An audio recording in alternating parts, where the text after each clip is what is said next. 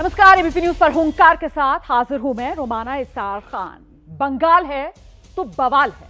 सरकार किसी की भी रहे, बंगाल में हिंसा का दौर थमता नजर नहीं आ रहा है। अभी बीरभूम में 9 लोगों की हत्या को लेकर बीजेपी और टीएमसी में टकराव जारी है और इस सब के बीच बीजेपी ने अब एक वीडियो जारी किया जिसमें टीएमसी के नेता हैं अपनी पार्टी के कार्यकर्ताओं से बीजेपी समर्थकों को धमकाने की बात कहते हुए नजर आ रहे हैं। बीजेपी आरोप लगा रही है कि आसनसोल में लोकसभा के उपचुनाव को लेकर टीएमसी जो है वो डराने धमकाने का हथकंडा अपना रही है और उधर दूसरी तरफ ममता बनर्जी है। ममता बनर्जी कह रही है कि बीजेपी बंगाल को बदनाम करने की साजिश कर रही है। तो अब सवाल यह है कि आखिरकार ये जो बंगाल का माहौल है इसे कौन बिगाड़ रहा है, इसी सवाल पर चर्चा करेंगे। लेकिन सबसे पहले आपको दिखाते हैं कि विधानसभा चुनाव के बाद बंगाल में हिंसा की कितनी घटनाएं हुई हैं। बीरभूम में 9 लोगों की हत्या हो गई है। अब तक जो मरने वालों का आंकड़ा है वो 9 पर पहुंच चुका है। बीरभूम में 9 लोगों की हत्या। ये बंगाल में विधानसभा चुनाव के बाद जो हिंसा हुई है उसका एक लेखा जोखा जो मैं आपके सामने रख रही हूं। निकाय चुनाव में भी हिंसा हुई, इस दौरान भी एक शख्स की मौत हो गई। अच्छा, इतना ही नहीं, सिक्किम हाईकोर्ट के चीफ जस्टिस की तरफ से बताया गया कि किस तरीके से चुनाव के बाद जो हिंसा हुई है, उन्होंने जो रिपोर्ट तैयार की उसमें बताया कि अब तक 15,000 हिंसा की घटनाएं हुई। अपनी रिपोर्ट में उन्होंने ये कहा और साथ ही ये भी जानकारी दी कि इस हिंसा में 25 लोगों की मौत हुई। ये रिपोर्ट कहती है, जिसमें 7,000 महिलाओं से बदसलूकी का भी जिक्र इसी रिपोर्ट में किया गया है। इतना ही नहीं, एनसीआरबी की रिपोर्ट आई, उसके मुताबिक पिछले 10 साल में 131 राजनीतिक हत्याएं जो बंगाल में हुई हैं।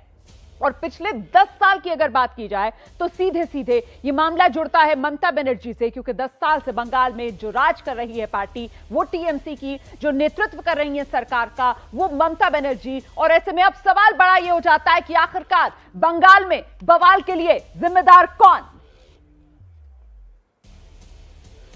बड़ी खबर, जानकारी ये सामने निकल कर आ रही है कि तुर्की की इस्तांबुल में जो रूस और यूक्रेन के बीच बातचीत चल रही थी वो बातचीत फिलहाल खत्म हो गई है।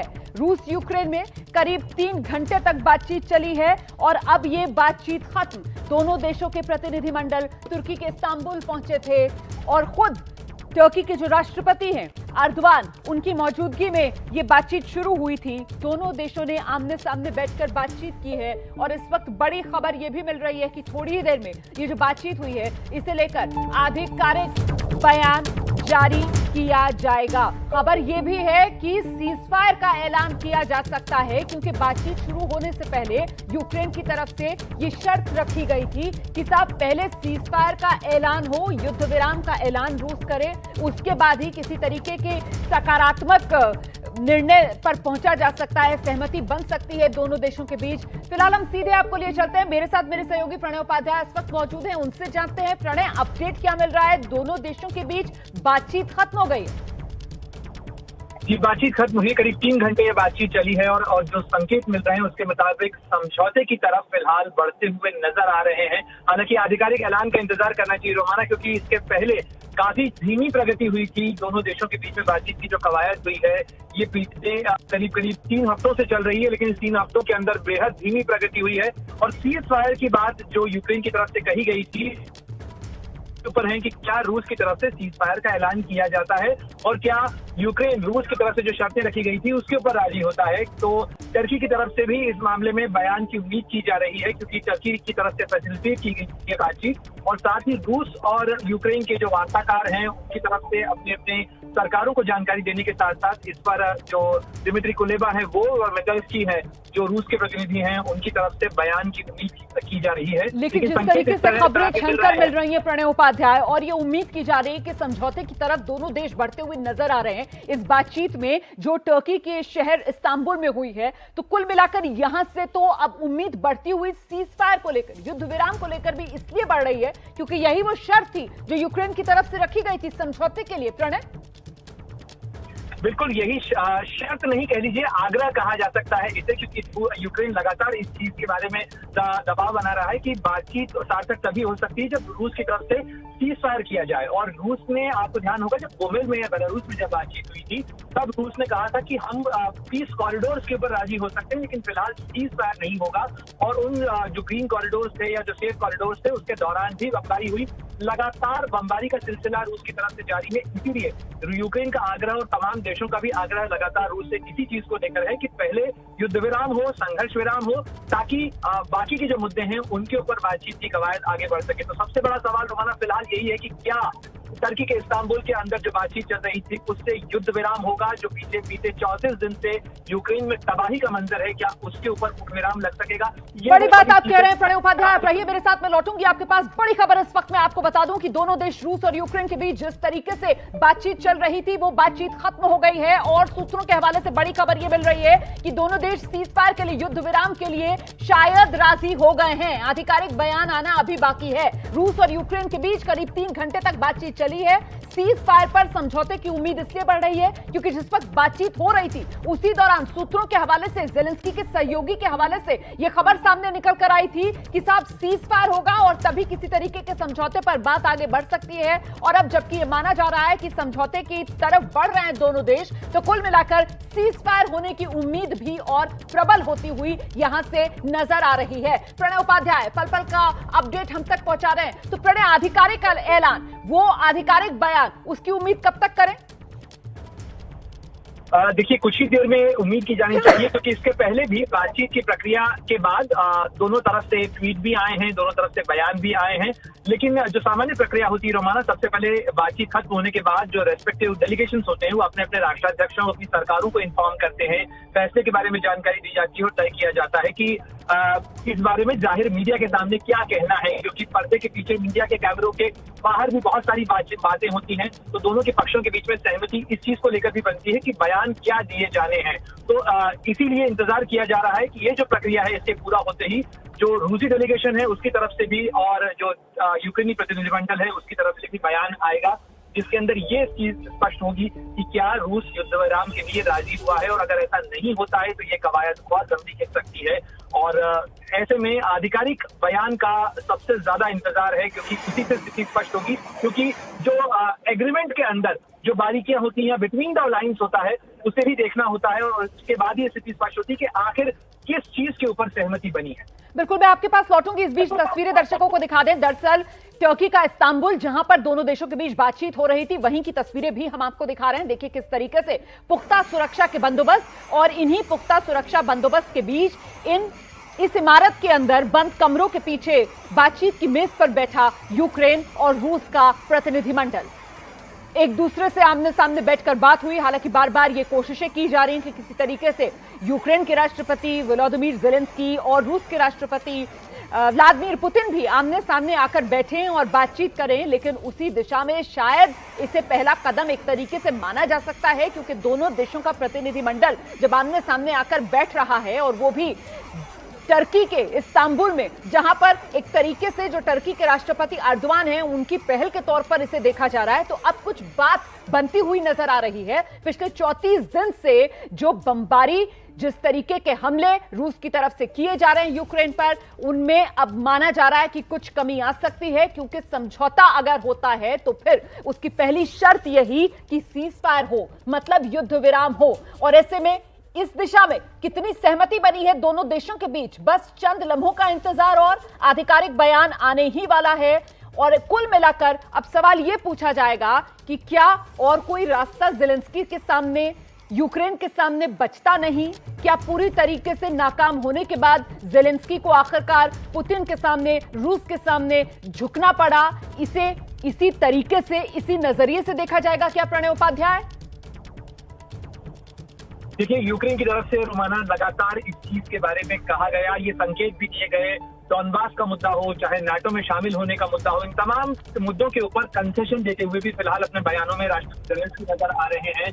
लेकिन रूस की तरफ से जिस चीज का आग्रह किया गया था, जिस तरीके का ठोस अश्योरेंस रूस चाहता था, पिछली मीटिंग के अंदर बेलारूस में आपको ध्यान होगा रोमाना, रूस की तरफ से एक ड्राफ्ट जो समझौता है वो भी पेश किया गया था, लेकिन उस ड्राफ्ट समझौते पर बातचीत बन नहीं पाई। यूक्रेनी डेलीगेशन जो था वो उसे लेकर गया, लेकिन उस पर समझौता नहीं हो पाए। तो लिखित अश्योरेंस चाहता है रूस कई मुद्दों के ऊपर। जो 4 डिमांड्स रखी गई हैं जो सामने आ रही हैं, वो ये कि क्राइमिया को यूक्रेन रूस का हिस्सा माने यूक्रेन, इसके अलावा डॉनबास और जो इंडिपेंडेंट उसमें देश के तौर पर मान्यता दी है, लुहांस्क और दोनेत्स्क को उन्हें जी इंडिपेंडेंट जी देश माने। मैं लौटूंगी आपके पास, मैं लौटूंगी। प्रणय, जल्दी से दर्शकों को लेकर चलते हैं हमारे साथ हमारे सहयोगी नीरज राजपूत को। आप देख सकते हैं रूस की राजधानी मॉस्को से इस वक्त नीरज राजपूत लाइव। और नीरज, जो बड़ी खबर, अच्छी खबर इस वक्त आ रही है टर्की के शहर इस्तांबुल से, जहां पर रूस और यूक्रेन का प्रतिनिधिमंडल बातचीत की मेज पर आमने सामने बैठा था, वो ये कि समझौता हो सकता है। आपके पास क्या अपडेट है Neeraj?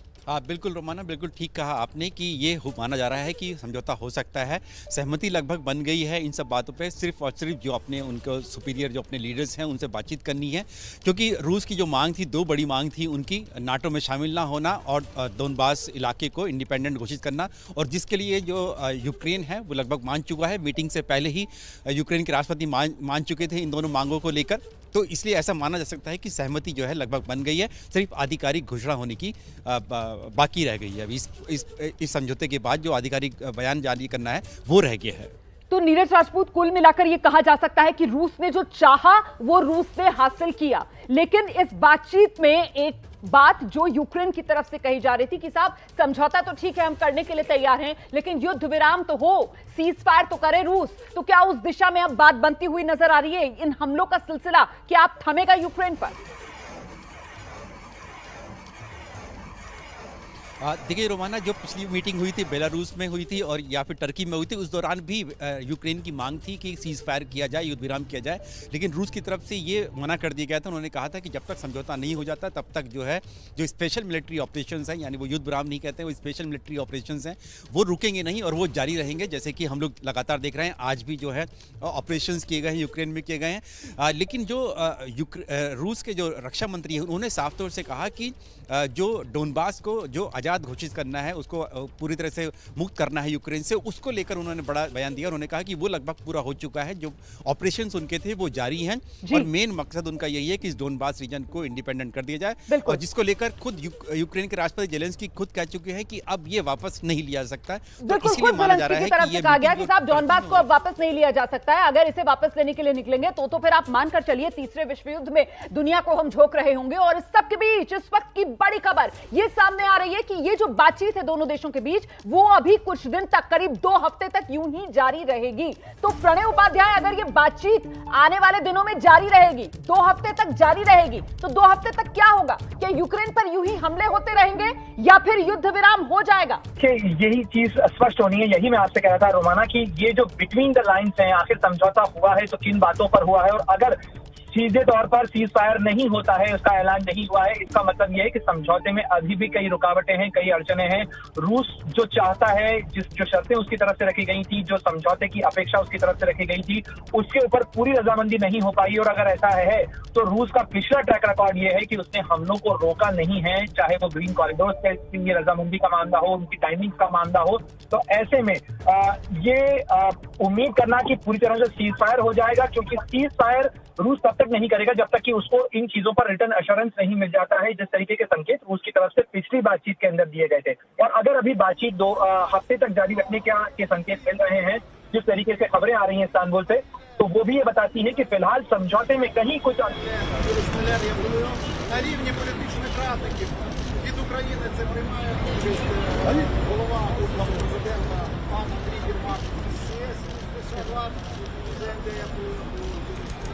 Україна адına Андрій Єрмак görüşmeye katılıyor. Можна хай питання. Хай задають питання. Що відповіла російська сторона на це? Російська сторона взяла цей договір, в якому чітко прописані спосіб закінчення війни для вивчення і для своїх зустрічних пропозицій. Rus tarafı bu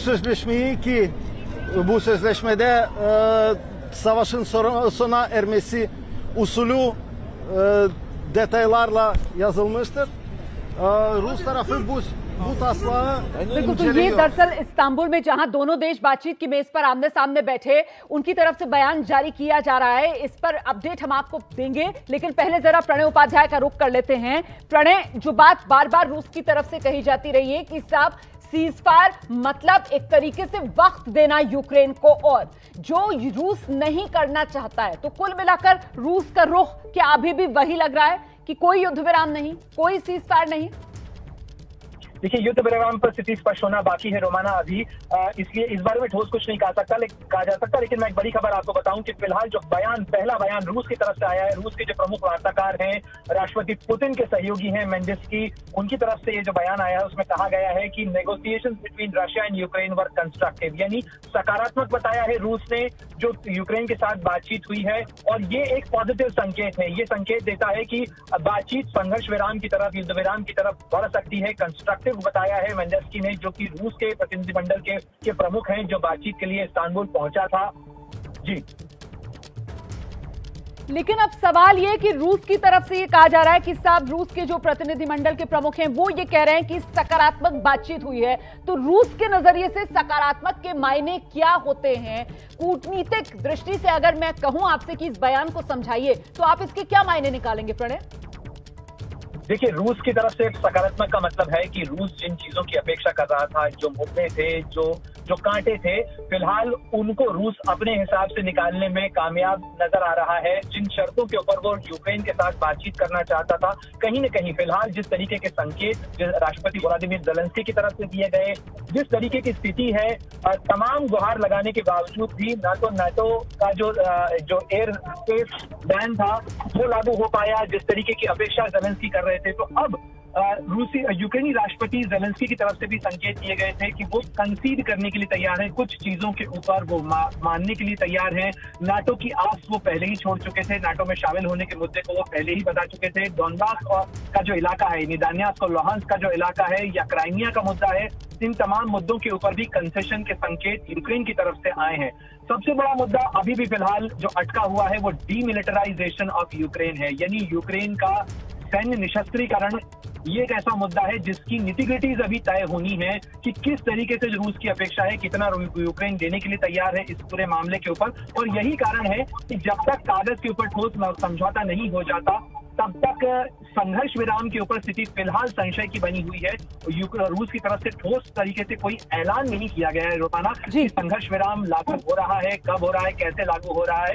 इसलिए फिलहाल केवल एक बहुत सधा हुआ बयान, केवल एक छोटा सा बयान जिसमें बातचीत को सकारात्मक कहा गया है रूस की तरफ से, लेकिन संघर्ष विराम पर स्थिति अभी भी अस्पष्ट। बिल्कुल प्रणय, आप रहिए मेरे साथ। तो इस वक्त की बड़ी खबर जरा एक बार फिर से मैं दर्शकों के लिए दोहरा दूं। रूस यूक्रेन युद्ध को लेकर इस वक्त की बड़ी खबर, बातचीत सकारात्मक रही है दोनों देशों के बीच। रूस के प्रतिनिधिमंडल के प्रमुख की तरफ से यह बयान दिया गया है। रूस ने यूक्रेन से बातचीत को सकारात्मक बताया। बातचीत को लेकर पुतिन के करीबियों की तरफ से भी यह दावा किया गया है। रूस यूक्रेन युद्ध को लेकर बड़ी खबर, दोनों देशों के बीच जो बातचीत चल रही थी, करीब 3 घंटे तक वो बातचीत चली है। बातचीत फिलहाल खत्म हो गई है और रूस की तरफ से कहा जा रहा है कि सकारात्मक बातचीत हुई है। हालांकि अभी 2 हफ्ते और ये बातचीत जारी रहेगी। एक सवाल जिसका जवाब अभी तक सामने नहीं आया है कि क्या इस दौरान युद्ध विराम होगा, इस सवाल के जवाब का हमें इंतजार है। लेकिन जितनी जानकारी अभी तक सामने आ रही है, नीरज राजपूत रूस की राजधानी मॉस्को से इस वक्त एबीपी न्यूज पर हमारे साथ लाइव मौजूद हैं। नीरज, इस बड़ी खबर पर हम लगातार बने हुए हैं। रूस यूक्रेन युद्ध का 34वां दिन है आज, और ऐसे में आज जो बातचीत हुई है रूस और यूक्रेन दोनों देशों के बीच इस्तांबुल, टर्की के इस्तांबुल में, वहां पर 3 घंटे की इस बातचीत के बाद बड़ी खबर यह सामने निकल कर आ रही है कि रूस की तरफ से अब जबकि समझौते की तरफ कदम आगे बढ़ाया जा रहा है, तो यह आश्वासन दिया गया है कि यूक्रेन की राजधानी कीव पर जो सैन्य कार्रवाई है वो रूस कम करेगा। सैन्य कार्रवाई रूस की तरफ से यूक्रेन की राजधानी कीव पर कम करने का मतलब क्या प्रणय उपाध्याय ये माना जाए कि राजधानी कीव पर जिस तरीके से बम बरसा रहा है, जिस तरीके से मिसाइल अटैक रूस की तरफ से किए जा रहे हैं, अब उसमें कमी आएगी? जी बिल्कुल रोमाना, निश्चित रूप से रूस की तरफ से अगर बातचीत को सकारात्मक बताया गया है, दबाव कम करने के संकेत दिए हैं, तो ये राहत की खबर यूक्रेन के लिए हो सकती है, यूक्रेन की राजधानी कीव के लिए हो सकती है, जो कि लगभग 2 तरफ से घिरी हुई थी। हालांकि 2 दिन पहले यूक्रेन की फोर्सेस ने यह क्लेम किया, ये दावा किया कि उन्होंने जो इरपिन का इलाका है उसे फ्री करा लिया है, उसे अपने नियंत्रण में ले लिया है, जो कि एक प्रमुख इलाका था, जो कि बैटल ग्राउंड बना हुआ था, जहां पर रूसी सेना और यूक्रेनी सेना के बीच में लड़ाई काफी तेज चली थी। और इस इलाके में एक पुल को तोड़ा था यूक्रेन की सेना ने, केवल इसलिए कि कहीं इरपिन के रास्ते कीव में न दाखिल हो जाए रूसी सेना। तो ये जगह फिलहाल दावा किया है यूक्रेन की तरफ से कि उसने अपने कब्जे में ले ली है। लेकिन निश्चित रूप से रूस की रणनीति में कुछ बदलाव फिलहाल कुछ दिनों में देखने को मिला था। उसने यूक्रेन की राजधानी कीव पर दबाव को कम किया रोमाना, और कीव पर कब्जे को लेकर जो आशंकाएं जताई जा रही थी वो फिलहाल कहीं मटेरियलाइज होती हुई नहीं दिख रही हैं। और ये एक टैक्टिकल चेंज है, ये जो एक स्ट्रेटेजिक चेंज है फिलहाल रूस की कार्यवाही। प्रणय, मैं आपको रोक रही हूँ, इस वक्त एक बहुत बड़ी खबर आ रही है, जरा दर्शकों को ये बता देते हैं कि ज़ेलेंस्की और पुतिन दोनों के बीच मुलाकात हो सकती है। इस वक्त की बड़ी खबर, पुतिन मतलब रूस के राष्ट्रपति, ज़ेलेंस्की मतलब यूक्रेन के राष्ट्रपति, दोनों देशों के राष्ट्रपति के बीच शांति समझौते का जब मसौदा तैयार हो जाएगा तो फिर बातचीत हो सकती है। नीरज राजपूत, यही तो वो बातचीत है जिसका इंतजार किया जा रहा था, और अब ये बातचीत कब होगी, कैसे होगी, इसको लेकर सुगबुगाहट मिलनी शुरू हो गई है।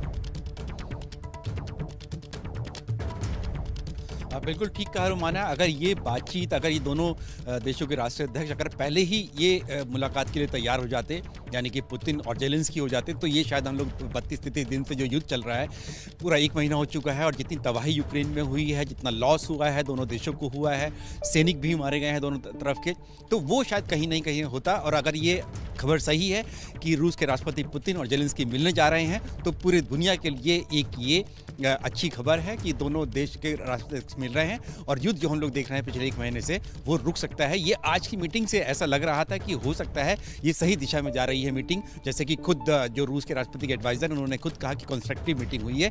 तो ये सही संदेश जा रहा है पूरी दुनिया के लिए कि ये युद्ध जो है आने वाले दिनों में रुक सकता है। बिल्कुल अच्छी खबर है दुनिया के लिहाज से, राहत वाली खबर है पूरी दुनिया के लिहाज से, लेकिन साथ ही साथ पूरी दुनिया में रूस के वर्चस्व को स्थापित करती हुई भी तो खबर आ रही है ना ये नीरज राजपूत, क्योंकि रूस ने जो चाहा आखिरकार वो सब कुछ हासिल करता हुआ रूस नजर आ रहा है।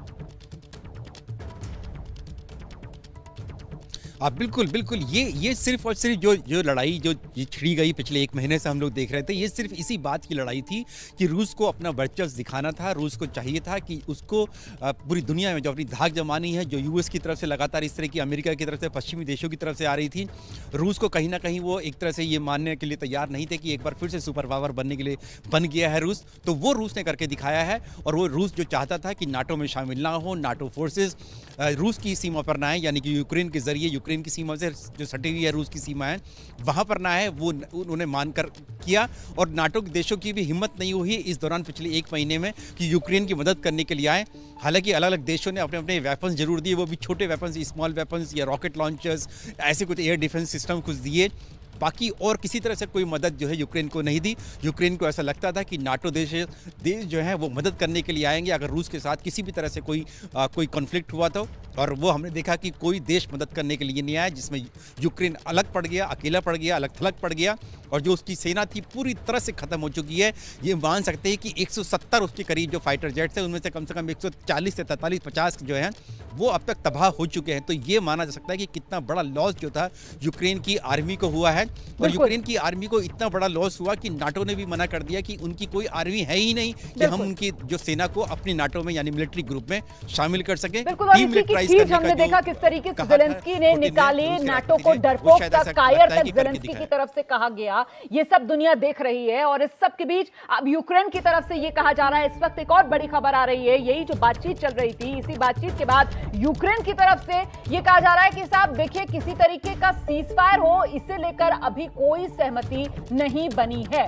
रूस यूक्रेन युद्ध को लेकर एक और बहुत बड़ी खबर है जो मैं आपको दे रही हूं, वो ये कि सीजफायर पर अभी कोई समझौता नहीं हुआ है, ये यूक्रेन कह रहा है। अभी कई मुद्दे ऐसे बाकी हैं जिन पर चर्चा होनी है, ये यूक्रेन की तरफ से कहा जा रहा है। हम सीधे रुख करते हैं, हमारे साथ प्रणय उपाध्याय भी लगातार बने हुए हैं। तो प्रणय, कहीं ना कहीं वो जो विरोधाभास है, वो जो एक अलग अलग तरीके के बयान है जो दोनों देशों के बीच सामने निकल कर आते हैं जब भी इस तरीके से बैठक की बातचीत होती है, अब वही सिलसिला एक बार फिर से शुरू होता हुआ हम देख रहे हैं। एक तरफ रूस जो कह रहा है साहब बड़ी सकारात्मक बातचीत हुई है, एक तरफ रूस जो कह रहा है कि साहब कीव और जो बाकी बड़े शहर हैं यूक्रेन के, वहां पर सैन्य कार्रवाई हम कम करेंगे, और दूसरी तरफ यूक्रेन जो कह रहा है किसी तरीके का जो समझौता है सीज फायर को लेकर वो अभी नहीं हासिल कर पाए। कई मुद्दों पर अभी चर्चा होनी बाकी है। प्रणय, बिल्कुल रोमाना, जिस तरीके से यूक्रेन की तरफ से बयान आया है उसकी तरफ से कहा गया है कि फिलहाल कोई दस्तावेज साइन नहीं किया जा रहा है, अभी भी कई मुद्दे हैं जिनके ऊपर क्लैरिटी होनी है, कोई टाइम फ्रेम इसके लिए फिलहाल नहीं रखा गया है। निश्चित रूप से यूक्रेन की तरफ से एक पॉस्चरिंग करने की कोशिश है,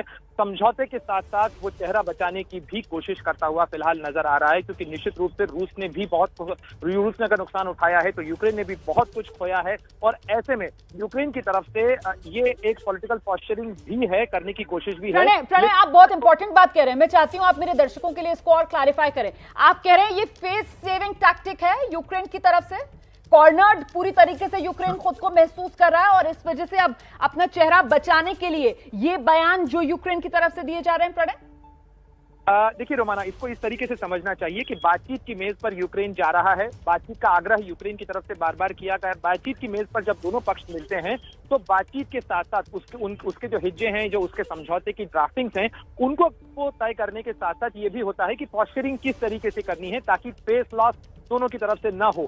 तो ऐसे में यूक्रेन की तरफ से फिलहाल ये दिखाने की कोशिश जरूर की जा रही है कि उसने किसी तरीके का कोई दस्तावेज साइन नहीं किया है, और ये सच भी है, फिलहाल कोई समझौता नहीं हुआ है, कोई साइनिंग सेरेमनी नहीं हुई है। लेकिन आप देखें कि टर्की की भूमिका महत्वपूर्ण उभर के आई है इसके अंदर। टर्की की तरफ से पहले ही ये प्रस्ताव दिया गया था कि अगर राष्ट्रपति पुतिन और जेलेंस्की मिलना चाहते हैं तो टर्की एक न्यूट्रल ग्राउंड प्रोवाइड करने के लिए तैयार है। जी, तो फिलहाल मैं दोबारा आपके पास आऊंगी, हम इस बातचीत को आगे बढ़ाएंगे, लेकिन एबीपी न्यूज के दर्शकों के लिए रूस यूक्रेन युद्ध पर इस वक्त 10 ब्रेकिंग न्यूज। पहली खबर, यूक्रेन और रूस के राष्ट्रपति आमने सामने बैठकर बातचीत कर सकते हैं। तुर्की में पुतिन और जेलेंस्की की यह मुलाकात हो सकती है। तीसरी ब्रेकिंग न्यूज इस वक्त की, शांति समझौते के बाद दोनों नेताओं के बीच यह मुलाकात संभव है। चौथी बड़ी खबर इस वक्त की, रूस यूक्रेन में 3 घंटे तक बातचीत चली। बातचीत टर्की के इस्तांबुल में हुई, रूस ने बातचीत को सकारात्मक बताया है। यह 5वीं बड़ी खबर है। छठी बड़ी खबर यह है, कीव में जो यूक्रेन की राजधानी है वहां सेना कम करने को तैयार हो गया है रूस। 7वीं बड़ी खबर, चर्निहिव जहां पर न्यूक्लियर प्लांट है वहां भी सेना कम करेगा रूस। 8वीं बड़ी खबर, रूस यूक्रेन में 2 हफ्ते बातचीत चल सकती है, यह जानकारी भी सामने आ रही है। इस वक्त की 9वीं ब्रेकिंग न्यूज, बड़ी खबर, कई मुद्दों पर दोनों देशों के बीच चर्चा होना अभी बाकी है, यूक्रेन ये कह रहा है, और क्रीमिया पर अभी कोई बातचीत नहीं हुई है। यह इस वक्त की 10वीं बड़ी खबर है। मुझे लगता है सीधे जरा नीरज राजपूत का रुख कर लेना चाहिए, और नीरज, जिस तरीके से क्रीमिया का जिक्र भी यहां पर हो रहा है, उसे लेकर भी क्या कोई पसोपेश है?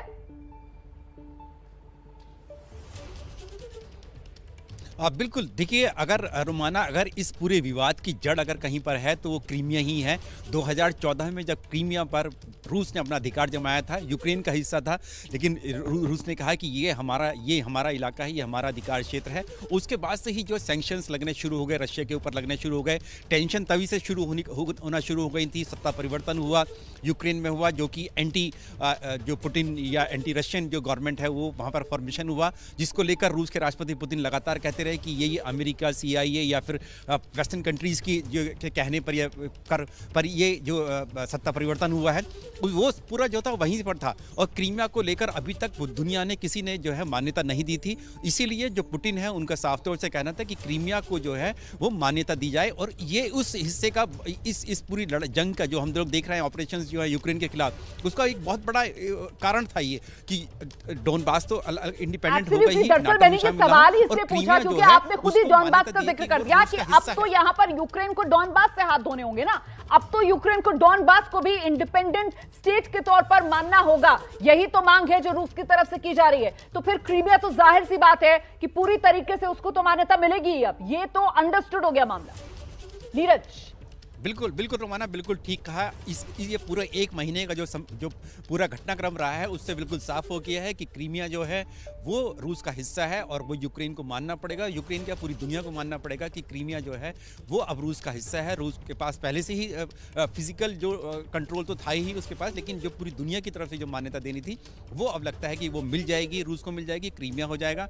डोनबास एक पूरा अलग, दोनास और लुहांस्क 2 अलग इंडिपेंडेंट कंट्री बन सकते हैं, क्योंकि यूक्रेन भी साफ कर चुका है, जेलेंस्की कह चुके हैं कि वो अब वापस नहीं ले सकते हैं इस डोनबास रीजन को। तो 2 कंट्री ये अलग बन जाएंगे यूक्रेन से, दोनास और लुहांस्क इंडिपेंडेंट। इनकी सरकार भी बन चुकी है, उन्होंने काम करना शुरू भी कर दिया है मॉस्को से, वो अपना ऑपरेट भी करना शुरू कर दिया है और एक बड़े हिस्से को कम से कम 80-90% जो लैंड है वो पूरा कंट्रोल कर चुकी हैं, रूस की सेना कर चुकी है। साथ ही जो वहाँ की जो लोकल जो फाइटिंग ग्रुप्स हैं दोनेत्स्क और लुहांस्क के, वो कर चुके हैं। अच्छा प्रणय, ये भी जरा दर्शकों को समझाइए कि जिस तरीके से क्रीमिया के अलावा ये माफ कीजिएगा नीरज राजपूत, ये बताइए कि जिस तरीके से क्रीमिया और डॉनबास वाला ये पूरा इलाका, इसको अब अलग से जब मान्यता मिल जाएगी तो क्या ये सिर्फ और सिर्फ एक बफर के तौर पर रूस के लिए मददगार साबित होगा या नहीं? खासतौर से क्रीमिया और जो दक्षिणी यूक्रेन वाला इलाका है, वो जो ब्लैक सी है,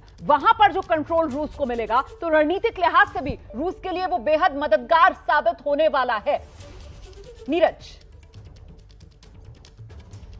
बिल्कुल ठीक कहा आपने रोमाना। ये इसी की पूरी लड़ाई थी ये कि किसी तरह से यूक्रेन को जो है ब्लैक सी वाला जो रीजन है उससे पूरी तरह से कट ऑफ कर दिया जाए और ये पूरा ब्लैक सी की जो रीजन है, ये अगर ये अलग, क्रीमिया पहले ही रूस के पास आ चुका है और दोनेत्स्क और लुहांस्क, ये पूरा जो डोनबास का रीजन जो है ये इंडिपेंडेंट हो जाएगा और इंडिपेंडेंट होगा तो जाहिर सी बात है क्योंकि रूस ने मदद की है बनाने में, तो रूस के ही समर्थन में खड़ा होगा, जैसे कि पुरानी यूएसएसआर कंट्रीज कहीं ना कहीं दिखाई देते थे।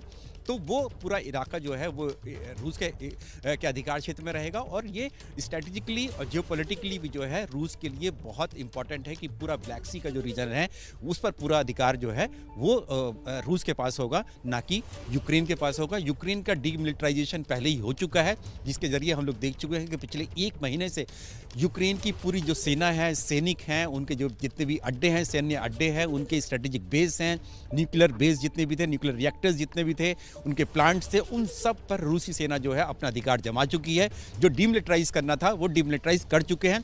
अब जो सिर्फ और सिर्फ जो बचा है यूक्रेन के पास, वो विदेशी जो उनके लड़ाके, जो फॉरेन मर्सनरीज जो आए हैं, वो सिर्फ लड़ाई लड़ रहे हैं, वो भी गुरिल्ला वॉरफेयर लड़ रहे हैं रूस के खिलाफ। बाकी पूरी सेना जो है यूक्रेन की वो लगभग खत्म हो चुकी है। बिल्कुल, तो कुल मिलाकर कहा जा सकता है कि यूक्रेन इस वक्त पूरी तरीके से घुटनों पर आ चुका है रूस के सामने। मैं लौटूंगी आपके पास नीरज राजपूत। ये जो बड़ी खबर इस वक्त आई है, इसके मायने दर्शकों को बता देते हैं।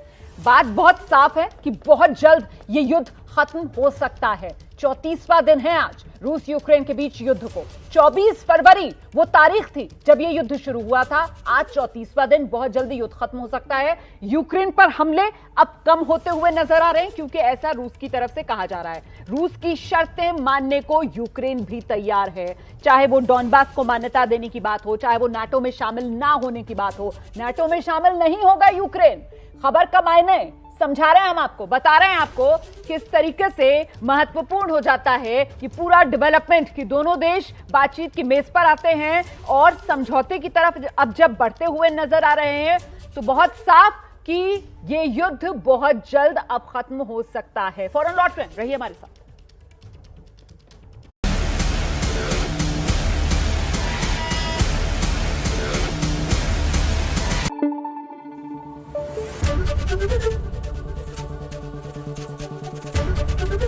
एबीपी न्यूज आपको रखे आगे।